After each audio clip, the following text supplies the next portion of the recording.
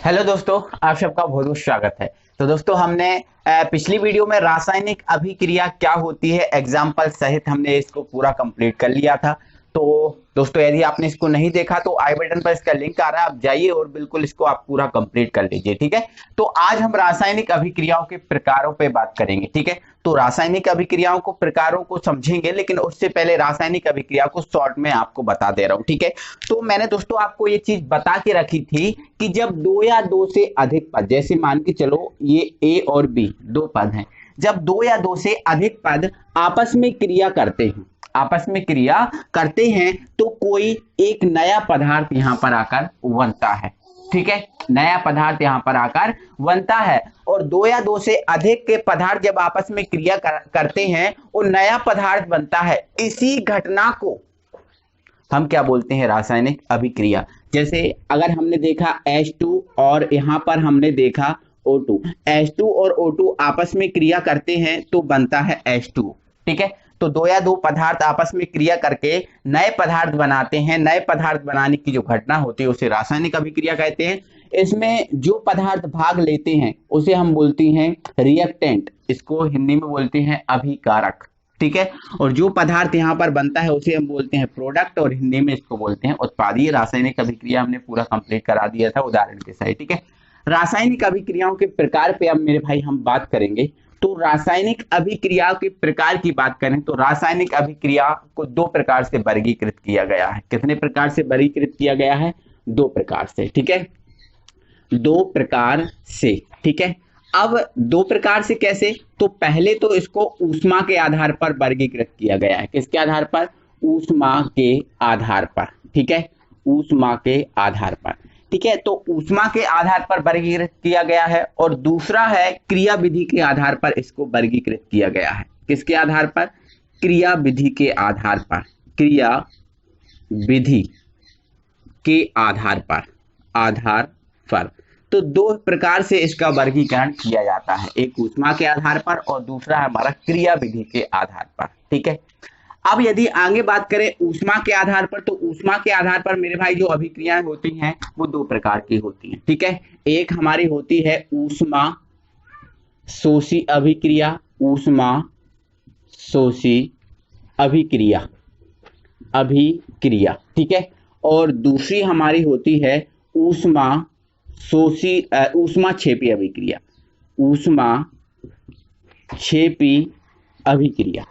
क्षेपी अभिक्रिया। ठीक है, तो ऊष्मा के आधार पर जो अभिक्रिया है वो दो ही प्रकार की होती हैं, ऊष्मा शोषी अभिक्रिया, ऊष्मा क्षेपी अभिक्रिया। ये क्या क्या होती है, कैसे क्या होता है, इन सबको मैं एक एक करके पूरा आपको समझाऊंगा। ठीक है, अब क्रिया विधि के आधार पर अभिक्रियाओं की बात करें तो क्रिया विधि के आधार पर मेरे भाई जो अभिक्रियाएं होती है वो चार प्रकार की होती हैं। ठीक है, जिसमें से हमारी पहली होती है योगात्मक अभिक्रिया। कौन सी अभिक्रिया?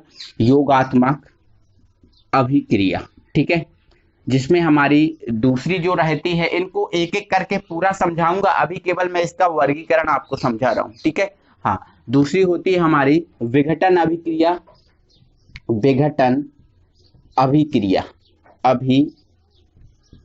ठीक है, तीसरी होती है हमारी प्रतिस्थापन अभिक्रिया।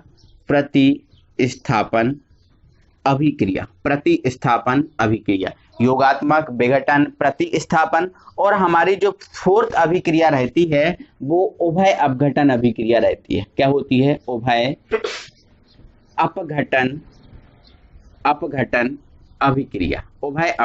अभिक्रिया। तो ये दोस्तों रासायनिक अभिक्रिया का पूरा वर्गीकरण है। दो प्रकार से इसका वर्गीकरण किया जाता है, ऊष्मा के आधार पर ये दो प्रकार की होती हैं और क्रिया विधि के आधार पर ये चार प्रकार की अभिक्रियाएं। टोटल हमें ये अभिक्रियाओं को पढ़ना है, तो एक एक करके हम इन सभी अभिक्रियाओं को अब हम कंप्लीट करते हैं। ठीक है, पहले ऊष्मा के आधार पर हम पढ़ेंगे ऊष्मा शोषी अभिक्रिया। तो दोस्तों यदि ऊष्मा शोषी अभिक्रिया की बात करें तो देखो नाम से ही समझ में आ रहा है, ऊष्मा शोषी मतलब जो ऊष्मा को अवशोषण करती है, ऊष्मा का अवशोषण करती है, ऊष्मा को लेती है, ऐसी अभिक्रिया को हम बोलते हैं ऊष्मा शोषी अभिक्रिया। जैसे अगर बात करें तो वह अभिक्रिया जिसमें अभिकारकों द्वारा, जो अभिकारक होता है उन अभिकारकों द्वारा जो वातावरण होता है उस वातावरण से ऊष्मा को अवशोषित किया जाता है, वातावरण से ऊष्मा को अवशोषित किया जाता है, लिया जाता है, ऐसी अभिक्रियाओं को हम बोलते हैं ऊष्मा शोषी अभिक्रिया। ऊष्मा शोषी अभिक्रिया एक एग्जाम्पल के तौर पे बताता हूं दोस्तों। जैसे मान के चलो आप सब्जी बना रहे हो, ठीक है, आप सब्जी बना रहे हो या फिर सीधी सादी बात चाय बना रहे हो। तो चाय बनाओगे तो मेरे भाई, चाय बनाओगे तो चाय कब बनेगी? जब चाय को ऊष्मा दोगे, चाय को ऊष्मा दोगे तब तो वो चाय बनेगी, उसको ताप दोगे तब तो वो चाय बनेगी। मतलब जो चाय है वो क्या करती है? ऊष्मा का अवशोषण करती है। ऊष्मा का क्या करती है? अवशोषण करती है। जैसे मान के चलो दूसरे एग्जाम्पल की बात करें, कैल्शियम कार्बोनेट की बात करें, ये हमारा संगमरमर है। कैल्शियम कार्बोनेट हमारा क्या होता है? संगमरमर, जिसको हम चूना पत्थर भी बोलते हैं। क्या बोलते हैं? चूना पत्थर। ये हमारा संगमरमर, जिसका जो रासायनिक नाम है वो कैल्शियम कार्बोनेट है। ठीक है, अगर इस चूना पत्थर को हम गर्म करें, ठीक है, अगर हम इसको गर्म करें तो गर्म करेंगे तो इसके लिए ऊष्मा देनी पड़ेगी। इसके लिए ऊष्मा हमें देनी पड़ेगी। बोलो नहीं देनी पड़ेगी? बिल्कुल देनी पड़ेगी। गर्म करेंगे तो भाई ऊष्मा तो देंगे इसको। हाँ, तो यदि इस कैल्शियम कार्बोनेट को हम गर्म करें, कैल्शियम कार्बोनेट को हम क्या करें? गर्म करें, तो ये हमें क्या प्राप्त कर देता है? CaO, मतलब ये चूना, जो आपका सुपारी में डालने वाला चूना होता है वो, ठीक है, या फिर जो पुताई वाला चूना होता है जो दिवाली पे पुताई के लिए यूज करते हैं वो वाला, ठीक है। और इसमें से कौन सी गैस निकल जाती है? CO2, मतलब कार्बन डाइऑक्साइड जो गैस है वो निकल जाती है। इसका नाम है क्या? बुझा हुआ चूना, सॉरी, हाँ, बिना बुझा चूना है ये, बिना बुझा चूना, ठीक है, बिना बुझा चूना, ठीक है। और ये आपका क्या है? कैल्शियम कार्बन डाइऑक्साइड, मतलब ये कार्बन डाइऑक्साइड एक जहरीली गैस होती है, ठीक है। तो जब हम इस चूना पत्थर को गर्म करेंगे तो ये बनेगा, लेकिन इसमें क्या होता है? वातावरण से ऊष्मा अवशोषित की जाती है। इसमें वातावरण से ऊष्मा क्या होती है? अवशोषित की जाती है। इसलिए जो अभिक्रिया है वो ऊष्मा शोषी अभिक्रिया है, ठीक है। अगर ऐसे ही बात करें दोस्तों, हम जल, यदि हम देखो प्रयोगशाला में जल बनाए, ठीक है, तो प्रयोगशाला में हम जल बनाएंगे तो हमें H2 की और O2 की जरूरत होगी। H2 की और O2 की जरूरत होगी। तो जब H2 की O2 की जरूरत होगी, इसके द्वारा हम जल बनाएंगे, तो इसमें भी क्या होगा ना? ऊष्मा अवशोषित की जाएगी, ऊष्मा वातावरण से ली जाएगी, ठीक है। इसलिए हम इसको बोल रहे हैं ऊष्मा अवशोषी ऊष्मा शोषी अभिक्रिया, ठीक है। और यहाँ पर हमें क्या बन जाएगा? जल प्राप्त हो जाएगा, ठीक है। इसको संतुलित करने के लिए हम क्या करेंगे? इसमें 1/2 कर देंगे, है ना, क्योंकि 2 से 2 कैंसिल हो जाएगा तो केवल O बच जाएगा, और H2 तो H2 और O। बाकी आगे मैं आपको संतुलन करना भी समझाऊंगा, ठीक है। तो जिस अभिक्रिया में वातावरण से ऊष्मा ली जाती है उसे ही हम बोलते हैं ऊष्मा शोषी अभिक्रिया। अब आप घरेलू एग्जांपल में कई सारे एग्जांपल देख सकते हो जिसमें ऊष्मा ली जाती है। जैसे आप रोटी भी बनाते हो, तो रोटी बनाते हो तो पहले आप उसको ऊष्मा देते हो, मतलब ये ऊष्मा शोषी अभिक्रिया हुई, ठीक है। तो समझ रहे हैं ना? तो वह अभिक्रिया जिसमें अभिकारकों द्वारा वातावरण से ऊष्मा ली जाती है, ऊष्मा अवशोषित की जाती है, ऊष्मा शोषी अभिक्रियाएं कहलाती हैं, ठीक है। ओके, तो इसमें आपको ध्यान रखना है दोस्तों कि इसमें एक पॉइंट इंपॉर्टेंट है, इसमें अभिकारकों की ऊष्मा हमेशा इसमें क्या होता है? जो अभिकारकों की ऊष्मा होती है वो हमेशा उत्पाद से कम होती है। क्यों होती है? क्योंकि अभिकारक क्या कर रहा है? ऊष्मा ले रहा है, ठीक है। ऊष्मा लेके वो क्या बना रहा है? उत्पाद, मतलब उत्पाद की ऊष्मा क्या होगी? इसमें ज्यादा होगी, ठीक है। इसमें ध्यान रखना है, ओके, है ना। कम होती है और अभी उत्पाद की ज्यादा होती है और अभिकारक की क्या होती है? कम होती है। तो ये दोस्तों हमारी ऊष्मा शोषी अभिक्रिया हुई। आगे हम पढ़ते हैं। तो दोस्तों ऊष्मा छेपी अभिक्रिया, देखो अब ये क्या कर रही है? ऊष्मा को छिपा कर रख रही है अभिक्रिया, ठीक है।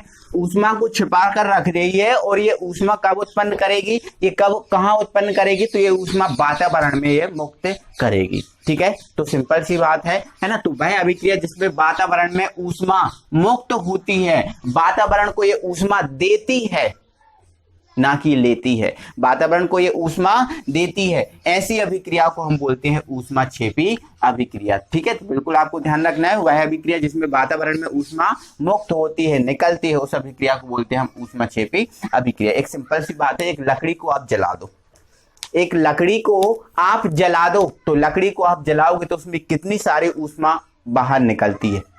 सर्दियों के दिन में अक्सर आपने देखा होगा लकड़ी को यदि हम जलाते हैं तो उसमें से बहुत सारी ऊष्मा बाहर निकलती है और कई सारे लोग उसमें ताप लेते हैं, ठीक है, अपनी ठंड है ना उससे दूर करते हैं, ठीक है। आप देखो गैस को जलाओ तो उसमें भी ऊष्मा मुक्त होती है, ठीक है। तो ये सिंपल सी बात है। और दूसरी बात है, हम अगर देखें जो आपका बिना बुझा चूना होता है जिसको हम बोलते हैं कैल्शियम ऑक्साइड, बिना बुझा चूना है, ठीक है। अब अक्सर हमने देखा है दिवाली पर झोलों में ये बिना बुझा चूना लेकर आते हैं, ठीक है।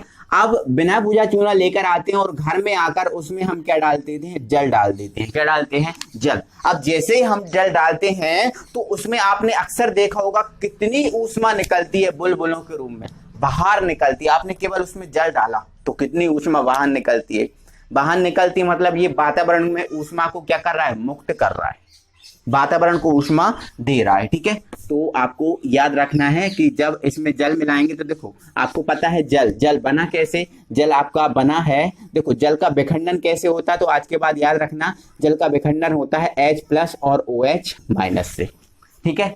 जल अम्लीय भी होता है, जल क्षारीय भी होता है, ठीक है। तो अम्लीय और क्षारीय होने के कारण जो जल होता है वो टोटल कैसा होता है, उभयधर्मी, मतलब अम्लीय भी क्षारीय भी, मतलब ये उभयधर्मी होता है, ठीक है।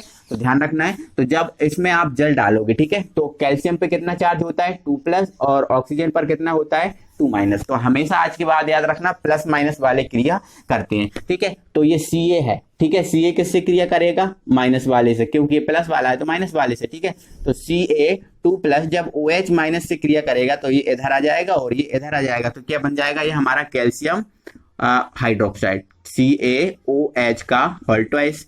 अब हमारे पास बचा क्या, H और O, H और O ही बचा ना, इसके अलावा तो कुछ बचा नहीं हमारे पास, केवल H और हमारे पास क्या बचा, O। तो H और O क्या बना लेंगे, H और O क्या बना लेंगे, तो ये OH ही बनाएंगे, ठीक है। तो सीधी सी बात, अगर इस टाइप से आपको समझ में ना आ रहा हो तो आप इसको अभी ना समझें, आगे आपको इसकी जरूरत पड़ेगी तो मैं आपको समझा दूंगा, ठीक है। तो जब कैल्शियम ऑक्साइड मतलब जल मिलाते हैं तो हमें प्राप्त होता है कैल्शियम हाइड्रोक्साइड, जिसको हम बोलते हैं बुझा हुआ चूना। क्या, बुझा हुआ चूना, जिसका रासायनिक नाम है कैल्शियम हाइड्रोक्साइड, ठीक है।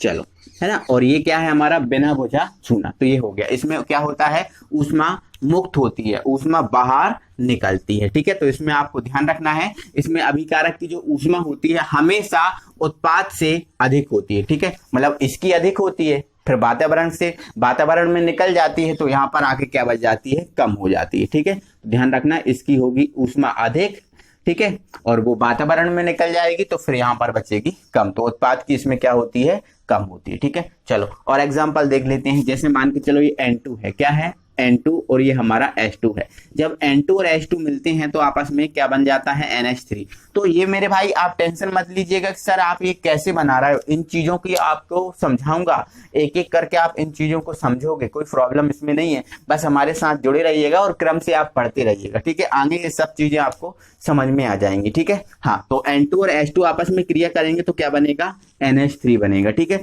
तो जब अमोनिया, ये होती है अमोनिया, क्या होती है, अमोनिया, ठीक है, अमोनिया।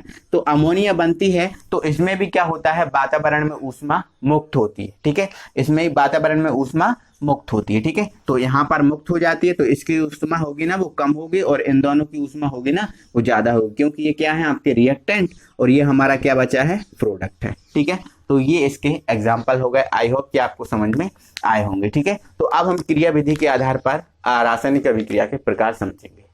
तो दोस्तों आज की वीडियो में बस हम इतना ही रखेंगे और अगली वीडियो में हम क्रिया विधि के आधार पर रासायनिक अभिक्रियाओं के प्रकार, मतलब योगात्मक अभिक्रिया, विघटन अभिक्रिया, प्रतिस्थापन अभिक्रिया और उभय अपघटन अभिक्रिया, ये चारों अभिक्रियाओं को हम अगले वीडियो में पढ़ेंगे, ठीक है। तो आप इतना ही कंप्लीट कीजिए अच्छे से, मिलते हैं अगले वीडियो में। Thank you very much.